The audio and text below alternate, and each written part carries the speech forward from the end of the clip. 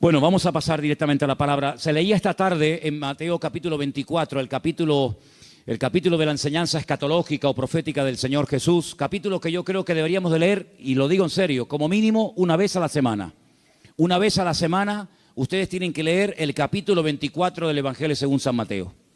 Es muy parecido a Lucas 21, con algunos matices un poquito diferentes en un evangelio o en otro, pero Mateo 24 es un capítulo extraordinario. El jueves, Rosa, cuando estemos en el Monte de los Olivos, que vamos a estar en el Monte de los Olivos, esta porción la vamos a leer y te vas a dar cuenta que leerla allí y explicar allí lo que ustedes van a ver es completamente diferente a explicarlo aquí. Así que recuerda esto. Jesús sale del templo. El templo existía en su época. Hoy en día no hay templo.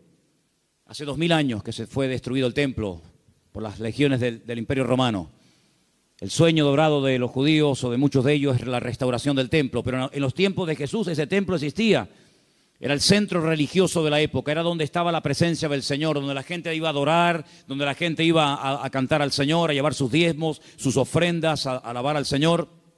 Y cuando salían del templo, hemos leído esta tarde que los discípulos, como buenos judíos, se sentían muy orgullosos de ese templo, que Herodes lo había ampliado. Saben que era el segundo templo que se construyó en la época del retorno de Babilonia, cuando volvieron de Babilonia con Esdras, Nehemías, con Zorobabel. Pero Herodes lo amplió y lo llenó de oro por todas partes. Un templo increíble, un templo tremendo. Los romanos se quedaron sorprendidos cuando lo vieron. Dijeron, los judíos son poco tontos. Construyen un templo tan grande y está vacío. No tiene ningún ídolo dentro. Es que Dios no es un muñeco que se pueda hacer de oro, de plata o de piedra, ¿verdad? Y cuando salían del templo, los discípulos le muestran al Señor las maravillas de ese templo, lo grande que era, lo enorme que era, lo hermoso que era. Y el Señor les da un golpe bajo. El Señor le dice, observarlo bien, mírenlo bien, porque en menos de una generación no quedará piedra sobre piedra de este templo. Efectivamente, 37 años después de lanzar esta palabra profética, 37 años después, el templo quedó totalmente destruido hasta este momento. Desde el año 70 después de Cristo hasta este momento, no hay templo en Jerusalén. Se cumplió literalmente la palabra. Pero la palabra golpeó tanto el corazón de estos discípulos que ellos salieron del templo, bajaron todo el torrente de Cedrón, lo subieron, se van al Monte de los Olivos. Y allí dice uno de los evangelios que solamente 4 de los 12 se acercan al Señor y le preguntan aparte, ¿cuándo? ¿Cómo? ¿Cómo va a ocurrir todo esto? ¿Cómo que nuestro templo va a ser destruido? ¿Qué señal habrá? ¿A qué tenemos que observar? ¿Qué tenemos que fijarnos para saber que el tiempo se acerca? Entonces el Señor les da una enseñanza tremenda. Qué importante es preguntar, hermano, de verdad, ¿eh? Si no hubieran preguntado los discípulos al Señor, ¿qué señal habrá de tu venida y del fin del siglo? Nos hubiéramos perdido toda la enseñanza de Mateo 24. Por eso repito, qué importante es preguntar, pero cuidado, no preguntar a cualquiera. No preguntar a cualquier parte, sino preguntar a la persona que te puede dar la respuesta correcta. Porque una de las señales que el Señor dice en este capítulo, y es algo que yo quiero en esta tarde hablar, es que tenemos que estar preparados porque una de las muchas señales de los últimos tiempos va a ser la proliferación de falsas doctrinas. Dice la Biblia, lo leíamos el jueves, que algunos llegarán hasta escuchar. Dice el Espíritu claramente que en los postreros días algunos apostatarán de la fe y escucharán a espíritus engañadores y ahí da una enseñanza tremenda. Entonces una de las señales de los últimos tiempos es que se enseñarán cosas extrañas. Por eso yo vengo ya semanas hablando y quiero volver otra vez a repetir, no porque no tenga otras cosas que decir, sino porque considero que hay que repetir las cosas que se enseñan y más cuando son de vital importancia. Y es que tenemos que orar y tenemos que estudiar la palabra para que tengamos una fe sana. Una fe sana, término que por cierto aparece en Tito capítulo 2, donde el apóstol Pablo dice, oye, tenemos que tener una sana doctrina, pero también tenemos que tener una fe sana.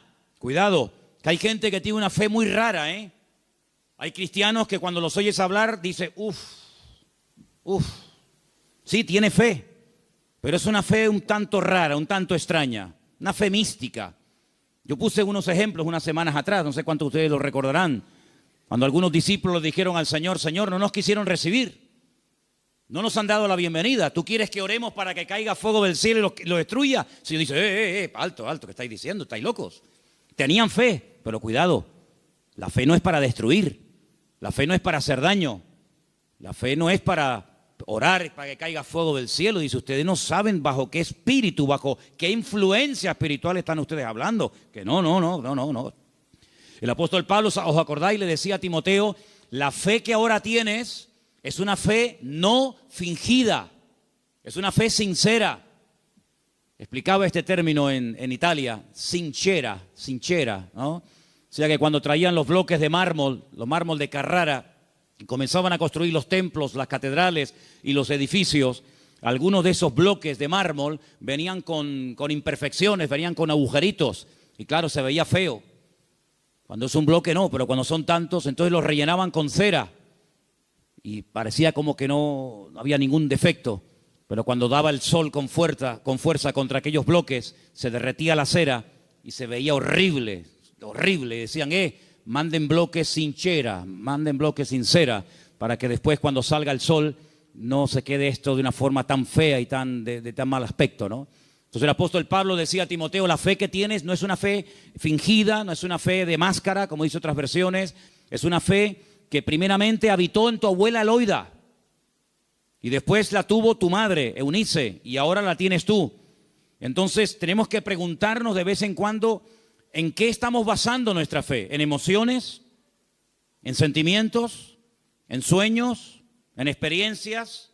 ¿O en la palabra de Dios? Yo me quedo sorprendido, muy sorprendido, porque de toda la vida hemos sido conocidos como el pueblo del libro. El pueblo del libro. Yo me acuerdo que un sacerdote en el huerto de Getsemaní, que es un sacerdote sevillano, cuando me vio con la Biblia bajo el brazo me dice, tú eres de los evangélicos, ¿no? Porque ustedes siempre están con la Biblia en la mano. A mí me echó un piropo tremendo. Si pensaba que me iba a ofender, es todo lo contrario. Efectivamente, hemos sido conocidos y hay de nosotros que nos dejen de conocer por dejar de utilizar el libro, las Sagradas Escrituras, ¿verdad? Pero hay un desapego últimamente tremendo. Claro, se ha metido la gente en el mundo del internet y se ha metido en los cultos a distancia y se ha metido por aquí y por allá, que han entrado en las iglesias cosas pero muy, muy raras, muy extrañas. El jueves les conté algunas cosas que he visto ahora. He visto allí en Milán, donde he estado ahora mismo. Creyentes que están asustados, creyentes que si la maldición, que si... Pero vamos a ver, hermanos, pero dice la Biblia que somos más que vencedores, que mayor es el que está en nosotros que el que viene contra nosotros. Creyentes que solamente desde que yo conocí ahora un matrimonio de hermanos de Ecuador que llevaban más de 10 años en esa congregación y dice, hermano, nos ha impactado mucho cómo usted la palabra. Y le digo, bueno, es que yo predico de la palabra. Y dice, es que yo hace años que no escucho un mensaje de la palabra. Digo, bueno, ¿y usted qué escucha entonces? Pues dinero, pide, y dame. Digo, pero eso no es evangelio. Eso no es el evangelio. Yo no sé de dónde se han sacado esas enseñanzas. Hay predicadores que solamente tienen un tema monográfico, solamente saben pedir y no hablan de Cristo, no hablan del amor, no hablan del infierno, no hablan de la ira de Dios, no hablan del cielo, no hablan de la salvación. No, solamente tienen una obsesión y claro, prosperan, pero ellos, los demás no, solamente prosperan ellos. Y se autofinancian con su don y se pegan la gran vida asustando y manipulando y tergiversando la escritura. Y esto hay que denunciarlo. Ya está bien de hacer el tonto, ya está bien de decir, bueno, es que son siervos de Dios. No son siervos de Dios. Ellos se llaman siervos de Dios, pero la mayoría de ellos utilizan el púlpito para pegarse la gran vida y lo último que hacen es predicar la palabra, cosa que deberían de haber hecho siempre toda su vida. Y una de las cosas que tenemos que tener bien claro en los últimos tiempos es que van a proliferar falsas enseñanzas y falsas doctrinas. Y los sobreénfasis, qué peligrosos son los sobreénfasis, hermano. Déjeme que me explique. Tenemos que predicar todo el consejo de Dios. ¿Cuántos dicen amén? Toda la palabra de Dios. No podemos estar todos los días comiendo espagueti por la mañana, espagueti por la noche, Pero hermano, está bien, a mí me gusta la pasta, pero 365 días comiendo lo mismo. Pues cuánta gente, hermanos, solamente saben un tema y lo saca de ese tema y no saben nada. Que si el dinero, que si las profecías. ¿Sabe cuánta gente, hermano, van a las congregaciones para que alguien ore por usted y le den una palabra y le den una profecía? Mire, me leí hace unos días la biografía de la señora White. Madre mía, pero es un disparate. Una señora que dice que llegó a tener 2000 visiones y sueños proféticos. 2000. Y cuando murió, dejó más de 70 libros. Los disparates que esa señora enseñó. Claro, le dan un sobreénfasis ¿a qué? Al día de reposo. Sí, pero es que espérate un momento, es que la Biblia no solamente el día de reposo. Hay otras muchas cosas. Si te crees que porque guardas esto y no cumples con todo lo demás, te vas a salvar, te equivocas, amigo. Es como las iglesias que están todo el día hablan lengua, y venga a hablar en lengua, y venga lengua, y venga profecía, y venga a hablar en lengua. Pero hijo, vamos a ver. El apóstol Pablo decía, y si alguien entra en una iglesia y ve a todo el mundo hablando en lengua, ¿qué van a decir? A ver, dígalo usted. ¿Usted qué diría? ¿Que están locos? Pero ¿cuántas iglesias son así? ¿Cuántas iglesias son así que parecen locos? Yo fui hace muchos años a una congregación en Las Palmas, y bueno, yo estaba predicando, y en medio de la predicación se levantaba la gente, se caían ahí al suelo y empezaban a gritar y a revolcarse. Y yo decía, ¿qué le pasa a esta gente? Entonces yo miré al pastor que estaba allí y le digo, ¿qué le pasa? Dice, no, es el poder de Dios. Digo, ¿cómo es el poder de Dios? Pues si está haciendo el perro. Estaba haciendo el perro. Y el otro en la esquina poniendo un huevo. Digo, ¿pero qué poder de Dios? La Biblia dice en Romanos 12 que el Señor es nuestro culto racional. Por favor, que parece, damos una imagen, nosotros no, gracias a Dios, pero ¿cuántas iglesias dan una imagen al mundo de que son locos? Y ya está bien, hermano, de callarnos, y ya está bien de decir, bueno, son así. No, son barbaridades que avergüenzan al evangelio. Y tenemos que denunciarlo, porque el que sabe hacer lo bueno y no lo hace, es copartícipe con eso. No les contaba el jueves que acabo de conocer ahora a un pastor en Milán que se tira en la plataforma cuando llega el momento de la ofrenda y le dice a la gente que lo tienen que tapar con dinero. ¿Pero cómo? Sí. Él dice, no, mira, aquí todavía se me ve algo de tela, tienen que tapármelo. Increíble. Un pastor que la congregación un día le regaló un coche, cogieron una ofrenda en la congregación, le regalan un coche al pastor y a los 2 días se sube al púlpito y dice, hermano, Dios me ha dicho, mentira, Dios no dijo nada, eso es falso. Pero él dice, Dios me ha dicho que este no era el coche que ustedes tenían que regalarme, era uno más grande y superior. Y la gente tan tonta va, lo cambian y le compra uno más grande. Y yo le decía, pero ¿ustedes qué hacen allá adentro? ¿Por qué no se le va a hablar, salen corriendo? Eso no es iglesia, eso no es nada, eso es un circo. Eso es una vergüenza para el evangelio. Es que tenemos miedo, porque nos ha dicho que si nos vamos se nos va el espíritu y se nos va la bendición. Digo, hágame el favor. Oye, que a mí nunca me ha tocado la breva de caer en una iglesia de estas, ¿eh? A mí nunca me ha tocado una breva de estas. Siempre, de verdad, a mí me toca una iglesia de estas y es que me voy al Antiguo Testamento con la espada y el arco. Increíble, hermanos. Entonces tenemos que retornar a la palabra de Dios es nuestra base. No podemos entrar en locuras, en disparates. Todo lo que usted pueda pensar, soñar, sentir o lo que sea, si no va de acuerdo 100% con la palabra, no es de Dios. La palabra de Dios es la base, es el fundamento de nuestra fe. Y no necesitamos nada más que la palabra y nuestra experiencia, nuestra relación con el Señor. Yo creo que algunas personas no han terminado de descubrir lo que significa enamorarse del Señor y enamorarse de la palabra. Por eso buscan fuera, porque cuando un hombre está enamorado de su mujer no tiene que buscar otra. Y cuando una mujer está enamorada de su marido, no se le van los ojos detrás de otro. Cuando usted está enamorado de Cristo, no le tienta nada ni nadie, porque usted sabe en quién ha creído.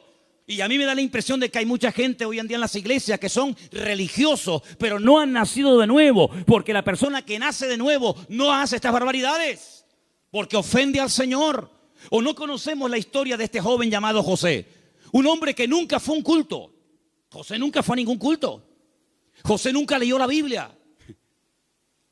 Pero José un día tuvo un momento en el que fue tentado y él dijo, yo no puedo hacer esto porque pecaré contra mi Dios. Y uno dice, pero ¿cómo sabía este hombre que eso era pecado? Porque él tenía comunión con el Señor. Y cuando una persona tiene comunión con el Señor y conoce al Señor, sabe lo que le agrada y lo que no le agrada al Señor, aunque no lo hayas leído. Porque el Espíritu Santo que mora en ti te da testimonio de que eso es o no es la voluntad del Señor. ¿Cuántos dicen amén? Entonces hay que retornar a la Biblia, hermanos. Claro, hay gente que se atiborra de libros y venga libros. Hermano, este es el libro que Dios nos ha dado. Escudriñar las Escrituras, dice la Biblia, porque ellas son las que dan testimonio de mí. Y mire, hermano, yo antes de irme para Italia les comentaba de aquellos 10 leprosos, ¿acordáis? Aquellos 10 hombres que bajaron de las montañas porque tenían fe, pero momento. Yo les dije a ustedes y espero que no hayan olvidado esa enseñanza, porque para mí es de vital importancia. Ellos tenían fe. Por eso bajaron de la montaña. Ellos tenían fe, por eso clamaron al Señor. Pero el Señor no los sanó así instantáneamente, sino que el Señor les dijo, id y mostraos a los sacerdotes. Ellos no sintieron nada. Ellos no vieron nada. Ellos seguían estando leprosos. Pero ellos en obediencia se ponen a caminar y mientras caminan, automáticamente se produjo el milagro. Por eso, ¿se acuerdan cuando yo les dije que fe más obediencia es igual a la bendición de Dios?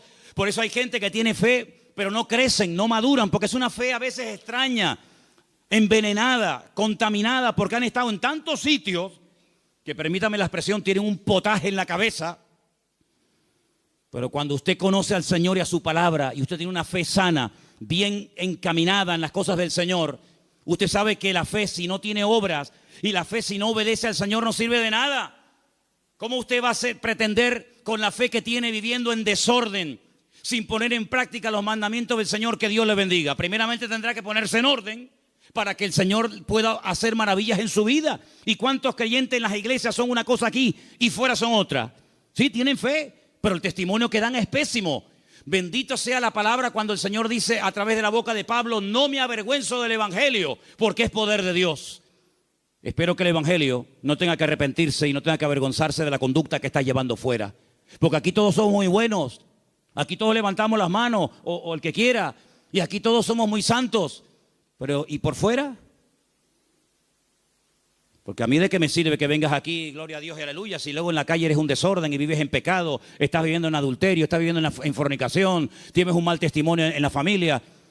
No, si tienes que plantearte tu relación con Dios. ¿A qué vienes aquí? ¿A cambiar o a qué? ¿A fichar como en un trabajo? No, fui al culto. Sí, fui al culto porque te entró por aquí y te salió por allí, porque no ha habido cambios en tu vida. Esta es una iglesia donde queremos que la gente venga, gloria a Dios, sí, pero que vengan a cambiar. Y que sepan que aquí no vamos a estar con tontería ni con experiencias extrasensoriales, sino que aquí te vamos a llevar a la palabra. Y la palabra te va a hablar y el Espíritu va a hablar a tu corazón. Y en cuanto veamos cosas extrañas que no son de Dios, pues te las tendremos que decir. Y claro, algunos esta cosa no lo entienden y dicen, no, es que aquí no hay amor. Bueno, si usted entiende el amor, que le vamos a decir lo que usted quiere oír, evidentemente aquí no lo va a encontrar. Aquí le vamos a decir lo que dice la palabra. Y los que estamos, los que vienen, se adaptan a lo que hay, y si no, pues que el Señor le bendiga y que le lleve a otra iglesia. Pero aquí no vamos a ceder ni un milímetro por agradar los oídos, por tener mucha gente, porque si tener mucha gente significa bajar el listón de la santidad de Dios, amigo, hasta ahí hemos llegado. La palabra dice que sin santidad nadie verá al Señor. Me da igual si es fulanito de tal, don fulano de tal. Sin santidad nadie verá al Señor. Es que yo canto, que me da igual. El diablo canta mejor que nosotros. Sin santidad nadie verá al Señor. ¿Qué es santidad? Vivir como Dios manda. Es que yo no quiero vivir como Dios manda. Pues a ver lo que haces. A ver lo que haces. Porque tarde o temprano te vas a sentir confrontado con la palabra. Claro, la carne siempre te va a decir que no pasa nada. ¿No se lo dijo Satanás a Eva? ¿Qué le dijo Satanás a Eva? ¿Por qué no comes? Y dice, porque Dios me ha dicho que si como muero. ¿Y qué le dijo Satanás? No, que eso no es así. Tú no vas a morir, come para que veas. Y le creyó al diablo.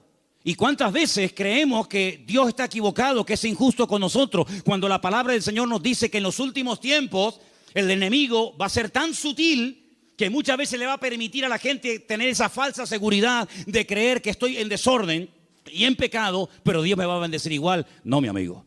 Las consecuencias tarde o temprano de una vida en desorden son terribles, porque la paga del pecado ha sido y es y será siempre la muerte. ¿Cuántos dicen amén? Hay tres cosas que tenemos que tener claro a estas alturas. Primero, ¿a qué nos ha llamado el Señor? ¿A qué nos ha llamado el Señor? ¿Tú sabes la tranquilidad que tú tienes en tu corazón cuando tú sabes a lo que te ha llamado y a lo que no te ha llamado el Señor? No tienes que estar imitando a nadie. No tienes que viajar por el mundo entero buscando el sistema, el método en Colombia, en Venezuela, en Cuba, en Puerto Rico, en Toronto. Yo no tengo que ir a ninguna parte. Lo que dice la Biblia, entra en tu aposento y tu Padre que te ve en lo secreto te recompensará en público. Claro, es más fácil coger un avión y irte a Corea, a ver lo que hacen los coreanos. Es mucho más fácil coger un avión y pagarte el pasaje como Jonás, que prefería pagar el pasaje, ¿verdad? Y mantener la rebeldía que dar marcha atrás. Es mucho más fácil coger un avión y decir, a ver, una iglesia que esté creciendo mucho, a Nigeria, ahí nos vamos todos. Ahora a Pensacola, ahora a Toronto, ahora... Hermanos, a donde tenemos que ir, dice el Señor, venid a mí, los trabajados y cargados, que yo os haré descansar. ¿Cuántos dicen amén? Entonces, tener claro a lo que nos ha llamado el Señor y a lo que no nos ha llamado. No hay una iglesia 100% completa. Yo les digo, esta iglesia no es completa. Tenemos muchas carencias. No somos una iglesia fuerte en misiones. No tenemos misioneros ahora mismo en el mundo. Tenemos un montón de carencias. Pero creemos que hay un área en la que el Señor nos puede utilizar. Pero hermanos, hay congregaciones que pretenden hacerlo todo. Lo entienden todo, lo saben todo. Y la Biblia nos enseña que somos un cuerpo y que nos necesitamos los unos de los otros. Y capaz que lo que el Señor nos ha dado, tal vez no lo tenga el hermano de la esquina, pero el hermano de la esquina seguro que Dios le ha dotado con algo que nos hace falta a nosotros. Y así nos complementamos y trabajamos en el mismo sentir, en un cuerpo en el Señor. ¿Cuántos dicen amén? Nuestra identidad, ay hermano, la identidad. Esto es algo que trae de cabeza a miles de personas. Porque la gente tiene que tener una identidad. Y si no la encuentran en la casa, la va a encontrar en el fútbol. Y si no, en cualquier otro lado. Nuestra identidad, ¿de dónde viene nuestra identidad? Nuestra identidad viene de Cristo. Nuestra identidad viene del Señor. Yo no tengo que ponerme ahora todo el cuerpo lleno de tatuajes para sentirme, digamos, querido y respetado por un cierto sector de la sociedad. No. ¿Sabes qué? Yo he sido aceptado por Cristo tal y como soy, con mis defectos, con mis virtudes y con mis debilidades. ¿Cuántos dicen amén? Ahora, si usted tiene complejos, si usted no se termina de aceptar a sí mismo, pues usted no va a crecer y usted no va a madurar hasta que tú no le des gracias a Dios por el cuerpo que tienes y le digas gracias, Señor, porque tú me hiciste así. Usted no va a poder disfrutar de la vida. Su identidad tiene que venir de la fuente. ¿Y cuál es la fuente de la que bebemos? Nuestro Señor Jesucristo. Eso nos ayuda a descubrir nuestras limitaciones. Eso nos ayuda a saber lo que tenemos y lo que no tenemos. ¿Han oído el pasaje del libro de los Hechos cuando dice la Biblia que a la hora de la oración subían Pedro y Juan al templo a orar y dice que había ahí un mendigo que les pidió limosna? Lo conocéis, ¿verdad? Conocido. ¿Qué le dijo Pedro al paralítico? No tengo. ¿Qué? Fíjate tú, un hombre que con la sombra sanaba a los enfermos. Un hombre que oró por muertos y los resucitó. Un hombre que caminó por encima de las aguas. Un hombre que un día fue a pescar, le abrió la boca al pez y sacó una moneda dentro. ¿Te imaginas que nos pase eso a nosotros? Un hombre que vio milagros del Señor y dice, no tengo ni plata ni oro. ¿Tú te imaginas que ese hombre fuera un predicador hoy en día? ¿Sería multimillonario? Si muchos son unos mequetrefes que no saben ni hablar en público y viven a cuerpo de rey, tú imagínate un predicador hoy en día que tuviera el currículum que tenía Pedro. Sería algo increíble. Pedro dijo, no tengo ni plata ni oro, pero tengo algo que ni con todo el oro del mundo puedes comprar. Y le dijo al hombre con toda la autoridad, porque sabía lo que tenía. Porque cuando uno sabe lo que tiene, se mueve con autoridad. Y cuando no sabes que tienes eso, pues mejor estate quieto. En el nombre de Jesucristo, levántate y camina. Y el Señor hizo un milagro tremendo. Entonces las iglesias, los creyentes hoy en día, tenemos que saber a lo que Dios nos ha llamado. Tenemos que saber lo que tenemos y lo que no tenemos.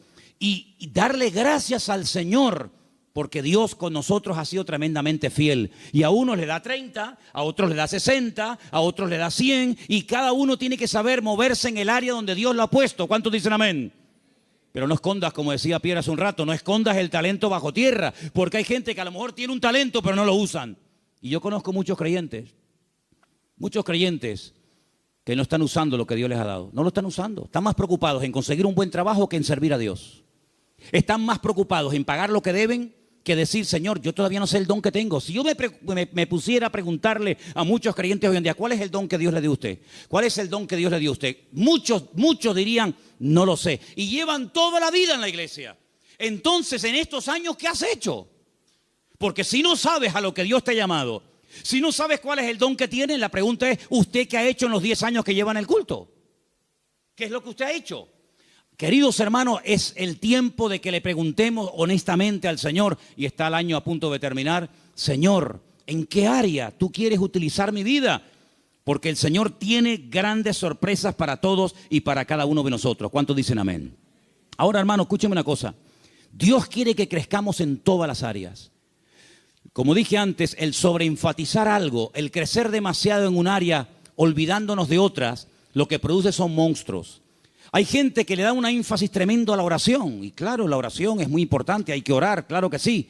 Pero no tienen ni papa, no tienen ni idea de la Biblia. Por otra parte, hay gente que está todo el día con la Biblia, leyendo, memorizando y estudiando, pero nunca oran. Luego, tenemos que crecer con un equilibrio, de tal manera que no seamos como un monstruo que crece mucho en un área, pero nada en otro área. Y tenemos que dedicarle tiempo al Señor a decir, Señor, yo quiero crecer espíritu, alma y cuerpo, como dice la palabra. ¿Cuál fue el último libro que leíste? Sin contar la Biblia. ¿Cuál fue el último libro que leíste? Hay cristianos que no leen nada. Hay cristianos que no leen nunca nada.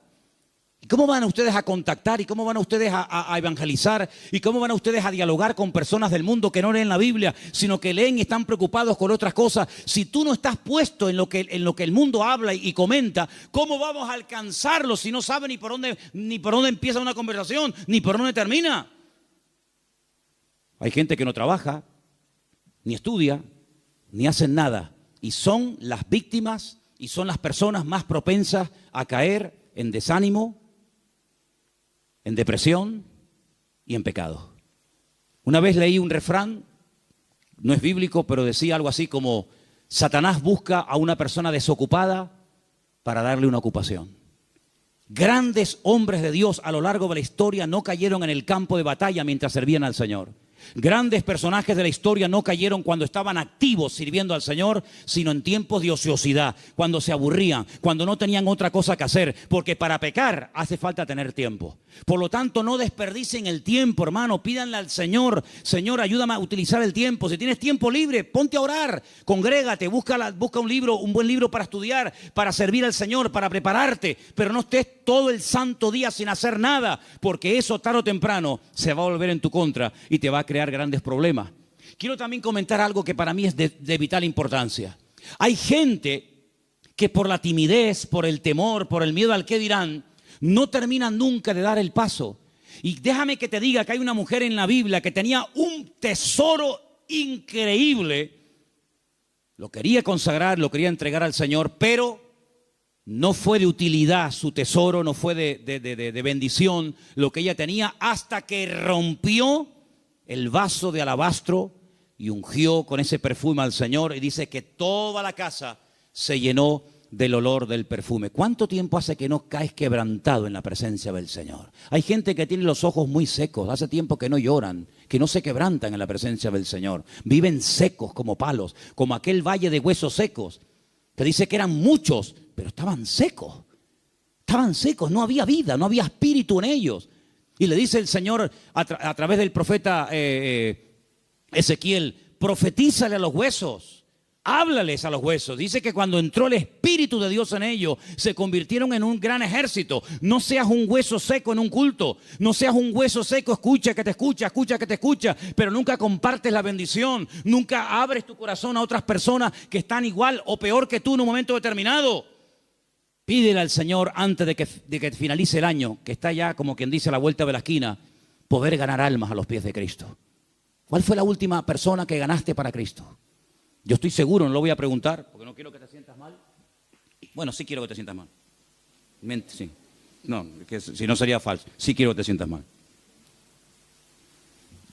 ¿Cuántas almas has ganado para el Señor en este año? ¿10? ¿5? ¿1? No has ganado a nadie este año.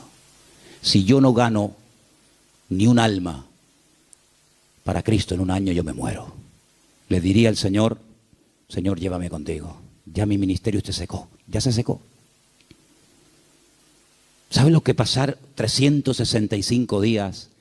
Viajar, comprar, ir de vacaciones, disfrutar de la vida, de lo que tienes, trabajar, estudiar y no ganar ni un alma para Cristo. Eso se llama esterilidad, amigo. ¿Y cuántos creyentes son estériles? ¿Cuántos creyentes son estériles? No han tenido el privilegio de llevar ni a uno en 365 días a los pies de Cristo. ¿Cuántas Biblias has repartido este año? ¿50? ¿25? ¿10? ¿Ninguna? ¿Cuántos folletos has repartido este año para invitar a alguien a un culto? Hablarle del Señor. Esa es nuestra realidad. Esa es la realidad del pueblo de Dios. Por eso cuando me dicen, hermano, ¿por qué hoy en día no hay tantos milagros como hace 2000 años? Es que es normal. Porque el nivel de consagración y de compromiso del creyente del siglo XXI no tiene nada que ver con el creyente de los primeros siglos de la era cristiana. Aquella gente vivía para y por Cristo. Estaban obsesionados con el Señor. Hoy en día es muy, muy, muy difícil encontrar a uno en una iglesia que tenga las ideas claras, que dedique tiempo a la semana, 1 hora a la semana, un par de horas a la semana, para decir, ahora no voy a trabajar, no voy a ni móviles, ni internet, ni nada, sino voy a salir a la calle a ver si el Señor me pone a alguien en el camino, voy a evangelizar a un chico en el parque, a una señora que esté por ahí caminando. Es muy difícil encontrar a jóvenes, incluso hoy en día, obsesionados por Cristo. Yo le decía hace poco a un pastor, en mi época, cuando yo me convertí al Señor, todos los jóvenes en mi iglesia solamente queríamos una cosa, ir a la escuela bíblica, prepararnos y servir al Señor. Esa era la obsesión. Llegamos a ser hasta criticados. Algunos de la congregación decían, pero ¿ahora qué pasa? ¿Que todo el mundo se quiere ir al seminario y prepararse para servir al Señor? Hasta recibimos crítica en aquellos tiempos. Y en aquellos años surgieron un montón de pastores que hasta el día de hoy, son los que están. Pero pastores que ya tenemos 50 y pico años largos, porque te hablo hace ya 30 y tantos años atrás. Bueno, pues 35 años han pasado desde que yo estoy sirviendo al Señor y yo no he visto que ese deseo de servir al Señor a tiempo completo, como misionero, como pastor, como evangelista, como lo que sea, se ha ido diluyendo, se ha ido perdiendo.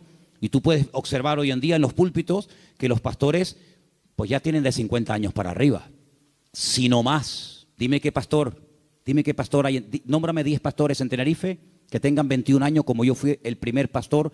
Bueno, yo fui pastor con 19, pero dime 5 pastores en Tenerife que tengan 20 años y que sean pastores en este momento con 20 años. Ni uno. En mi época todos teníamos esa edad. Empezamos con 19, 20, 21 años hasta ahora. Tenemos que recuperar tantas y tantas cosas. En mi época no había la mayoría de las cosas que hay hoy en día. En mi época no había WhatsApp, no había internet, no había páginas web. Los cultos eran muy sencillitos, eran muy normales, no había tanta parafernalia de sonido. Parece que hoy en día la puesta en escena tiene que tener esto y aquello, porque parece que si no, el culto como que no fluye. En aquella época una guitarra española, pum, a la calle, encima un banco, orábamos, venía la gente, estaba el Señor, una sencillez tremenda. Eso tenemos que volver a recuperarlo, porque nosotros estamos en este mundo, ¿para qué? ¿Para qué estás tú en este mundo? Y dime, ¿para qué estás? Para llegar a una edad y decir, bueno, yo ya tengo mi casita, mis mueblecitos, mi paguita. Qué vida tan triste, perdóname. Qué vida tan triste. Estar esperando a yo jubilarme, para estar ahí esperando la muerte. Este verano, cuando hice a un pueblo, había 3 personas en el pueblo. 3 personas en un pueblo, allí arriba, en los cañones del Sil, en Galicia. Cuando llegué, hablé con esos 3 viejitos y le digo, ¿qué tal? ¿Cómo están? Los 3 al momento me dijeron, aquí estamos esperando la muerte. Digo, ostras. Yo déjame dar un paso atrás, no sea que me pase a mí algo también. Dice, los jóvenes se han ido todos. Los jóvenes del pueblo se fueron. Y aquí estamos esperando a la muerte. Digo, madre mía, pero qué futuro de vida. Que le puede venir dentro de 6 meses, dentro de un año, dentro de yo qué sé cuánto. ¿Y tú qué estás esperando? Si tú pudieras hoy tocar un botón y apretando ese botón consiguieras lo que tú tanto quieres tener en la vida, ¿qué sería lo que tú más anhelas tener? ¿Pasa ese botón por agradar y honrar al Señor? Yo quiero que en esta noche nos hagamos estas preguntas, hermanos. ¿Qué estamos haciendo con nuestras vidas? ¿Qué estamos haciendo con nuestras vidas? ¿Sabes? Hace unos días pensaba lo mismo que llevo años pensando. Se nos ha ido otra vez el año. Hoy es 20, ¿no? 20 de noviembre. Pero sí que parece que el otro día estábamos en el retiro con el pastor Antonio en el Puerto de la Cruz. Y yo me acuerdo que el otro día tuvimos el retiro donde hablábamos de Amalek. ¿Se acuerdan? ¿Cómo puedes pasar tanto tiempo? Y el campamento de jóvenes ya pasó. Y las vacaciones de verano se fueron. Otro invierno más. Y ahora, este mes, así, volando. Llega diciembre y otro año más. Hermanos, algo tiene que cambiar en nuestras vidas. Te tienes que replantear tu tiempo, tu vida, tu juventud, tu matrimonio, tu familia de una forma diferente. Tú no puedes ser un parásito en una iglesia. Tú no puedes ser una persona ahí sentada 1 año, 2 años, 4 años, 5 años, 10 años, 30 años. Uy, se murió el hermano. Señor, toma, te lo mandamos, otro para arriba. No, hermano. Sea una oveja productiva. Involúcrese en las cosas del Señor. Tenga ilusión por las cosas del Señor. Y yo creo que si nosotros verdaderamente buscamos al Señor de todo corazón, hay tantas cosas que podemos hacer todavía para el Señor. Yo, hermano, yo tengo más ganas de servir al Señor que nunca. Pero yo no quiero que esta iglesia sea un freno para mi vida. Yo no quiero que esta iglesia se convierta en un tapón para mí, ¿eh? Yo tengo mucho más visión que estar aquí, ¿eh? Y yo estoy plenamente convencido de que el mundo, no Tenerife, el mundo nos está esperando. Y el Señor tiene gente aquí que puede utilizar de una forma tremenda. Pero somos nosotros los que tenemos que decir, Señor, cuenta conmigo. Porque quiero terminar diciendo algo. La noche que el Señor Jesucristo sabía que iba a ser entregado, dijo algo tremendo. Dijo, Padre, pasa de mí esta copa. Mas no se haga mi voluntad, sino la tuya. ¿Y saben cuál era la voluntad del Padre en ese momento? Que lo mataran. Es increíble. El año que viene va a ser un año muy interesante, ¿eh? Créanme, ¿eh? Va a ser un año tan interesante. Porque ya empezaron los dolores de parto, pero los dolores de parto no duran siempre. No, hermana, yo no entiendo mucho de esto, yo nunca he parido, ¿no? Pero más o menos hablo de la teoría. Los dolores de parto están ahí, pero llega un momento que se acabó el dolor, nace el chiquillo y ya está. Bien. Llevamos años con dolores de parto. Europa ya lleva años en dolores de parto. España ni te cuento. España yo creo que le van a tener que hacer una cesárea dentro de poco. Porque no hay forma de que salga el chiquillo, ¿eh? ¿Vale? Estamos con dolores de parto hace mucho tiempo. El año que viene van a salir muchas cosas, van a parir muchas cosas que se han ahí retenido con dolor. Bien. Estoy recibiendo llamadas de Estados Unidos. Muy interesantes, por cierto. Para muchos, sobre todo para gente de Latinoamérica, más que para gente de Europa, Estados Unidos era el sueño dorado. Yo recibo cada día correos de gente que me dice, he mandado solicitud, he pedido visa a Estados Unidos, me la han denegado, entonces estoy tocando la puerta a ver si usted, no sé qué. No te puedes ni imaginar la cantidad de gente que me escribe cada día de montones de lugares que primero tocan a la puerta del tío Sam.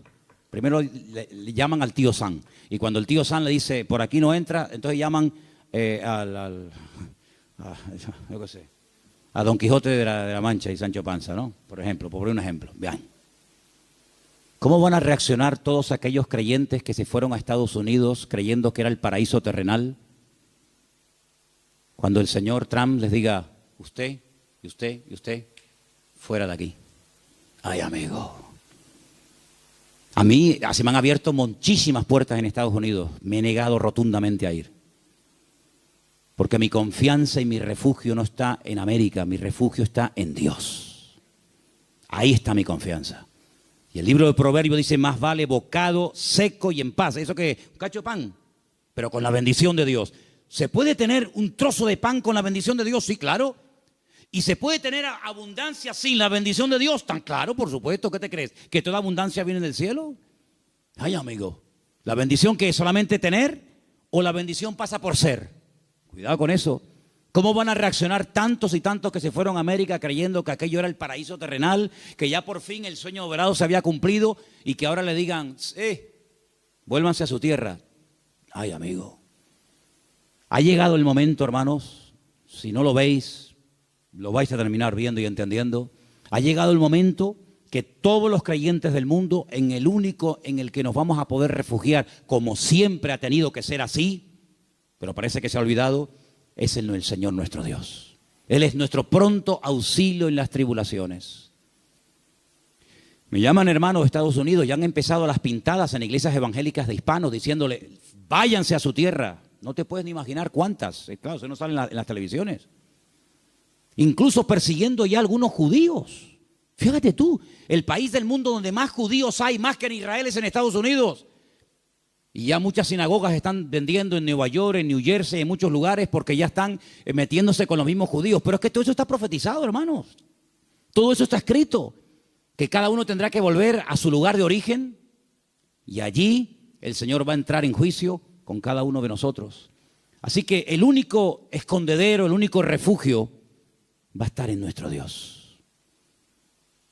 Nuestro refugio es el Señor Dios Todopoderoso. no es un país, no es una nación. Mire, si usted consigue aquí el mejor trabajo del mundo y gana miles de euros, pero usted no tiene la bendición de Dios sobre su vida, lo que usted tiene se va a volver en su contra.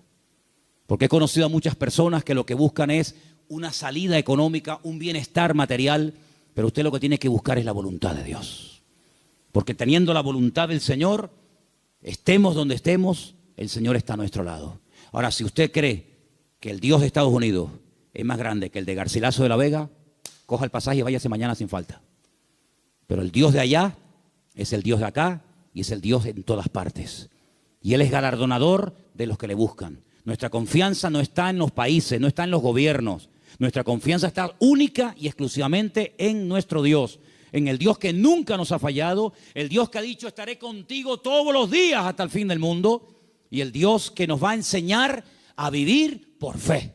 Nos va a enseñar a vivir por fe. Ya nos está enseñando hace años el Señor, por lo menos a nosotros, a vivir y depender solamente por fe del Señor. Porque yo creo que esa es la vida que el Señor tiene diseñada para todos y para cada uno de nosotros. Ahora, si usted quiere ser un señorito en el reino de Dios, amigo, si tú quieres ser un señorito, y no remangarte nunca las manos y poner tu mano en el arado y servir al Señor, hermanos, las lecciones se aprenden por las buenas o se aprenden por la humillación. Y yo creo que el Señor hace mucho tiempo nos está hablando a todos y a cada uno de nosotros. No se afanen tanto, no se afanen tanto. Inviertan más tiempo en la oración, inviertan más tiempo estudiando la palabra. Hay algunos de ustedes que no tienen tiempo ni para orar. Algunos me han dicho en alguna ocasión, ay, es que yo voy a la cama tan rendido que hago, Señor, bendito sea tu nombre. Amén. No, duermen en paz, la verdad es que duermen en paz, pero hermano querido, busque a Dios, busque a Dios. Hay mucho camino por recorrer, muchas cosas por hacer. Usted no puede dedicar más tiempo a lo material que a lo espiritual. Por favor, estamos invirtiendo el orden. Si usted dedica más tiempo a lo material que a lo espiritual, aquí está fallando algo. Yo creo que el Señor nos está llevando a un punto y el año que viene va a ser un año muy, muy importante en la historia de la iglesia, en todas partes del mundo, y el Señor nos está llevando a un compromiso, a una entrega, a una seriedad. Muchos no aguantarán la prueba, yo también se lo digo de paso, hay algunos que están aquí que el año que viene no podrán estar más. Porque no aguantarán la prueba, porque la Biblia nos enseña que los últimos tiempos van a ser tiempos peligrosos, tiempos difíciles. Pero si usted aguanta y se agarra al Señor, el Señor le va a bendecir. Y usted va a ver la gloria del Señor en su vida. Pero no busque salidas fáciles. Busque al Señor y lo que el Señor le diga, ni más ni menos, es lo que usted tiene que hacer. ¿Cuántos dicen amén? Vamos a orar, hermanos, por favor. Cierre sus ojos ahí donde está. Plantéese esto seriamente, por favor. Plantéese esto seriamente delante del Señor. ¿Qué estoy haciendo con mi vida? ¿Qué estoy haciendo con la vida de mi familia? ¿A dónde los estoy llevando? ¿A qué se están dedicando? ¿Cuáles son las prioridades, los objetivos, las metas en nuestra casa? Tener, trabajar, comprar, trabajar. Hermanos, que somos hijos de Dios, que no somos gente del mundo como los gentiles, que dice que se afanan y pelean por esas cosas. Dice la Biblia que nuestra búsqueda tiene que ser diferente.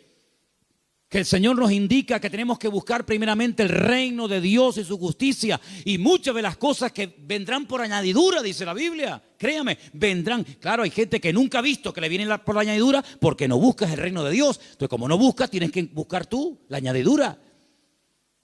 Pero ha llegado el momento en el que el Señor nos está mostrando que tenemos que doblar la guardia, que vienen tiempos difíciles. Hermanos, les digo algo, se lo dije el jueves con todo respeto.